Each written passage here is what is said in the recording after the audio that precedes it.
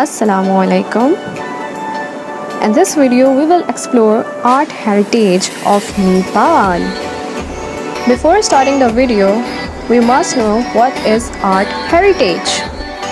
Heritage refers to valued property such as historic building, artwork, and books. They are of special value and are worthy of preservation. All works of art and monuments, movable and immovable, which have a recognized artistic value or particular importance, are called art heritage.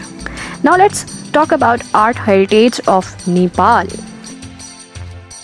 Nepal has long been famous for quality work. In the past, beautiful bronzes were made not only for the home market but for export or sale to pilgrim tourists.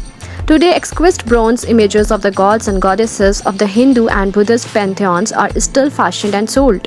Early Chinese travelers marveled at Nepalese architecture with its richly decorated temples, palaces, and houses. The Nepalese woodcarver has always excelled in ornately carved windows and roof supports, fashioned in the elegant forms of deities.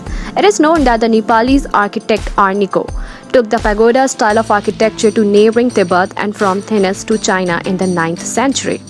The arts of Nepal, with the exception of stone carving, are still very much alive, and in the cities of the valley, master craftsmen, artisans, and artists are still fashioning masterpieces, following traditions and using techniques that in many cases stretch back all over 1,000 years.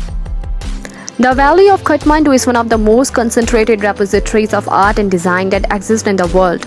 It is one of the greatest living art shows imaginable. The bronze casters, scroll painters, and silversmiths of the Kathmandu Valley were responsible for taking their art to Tibet.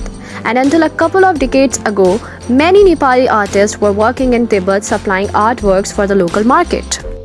Large areas of the city of Patan are given over to the production of artworks, and for the adventurous visitor with an interest in arts and crafts, there is always an excellent opportunity to see artists and craftsmen at work in their houses.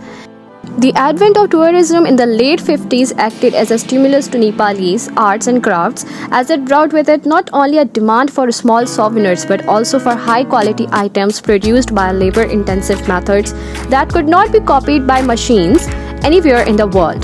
A fine scroll painting, wood carving, or brass image made in Nepal is something unique and exclusive, and buyers can feel that they have purchased one of a kind or at least one of a limited edition.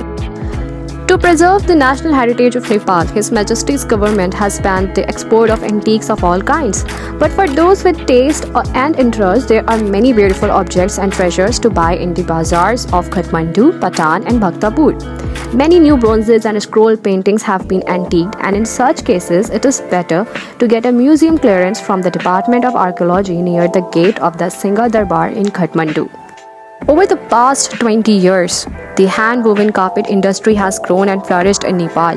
The art of carpet weaving was brought from Tibet, but now Nepalese as well as Tibetan designs are available in the markets and are extremely popular with tourists and local people.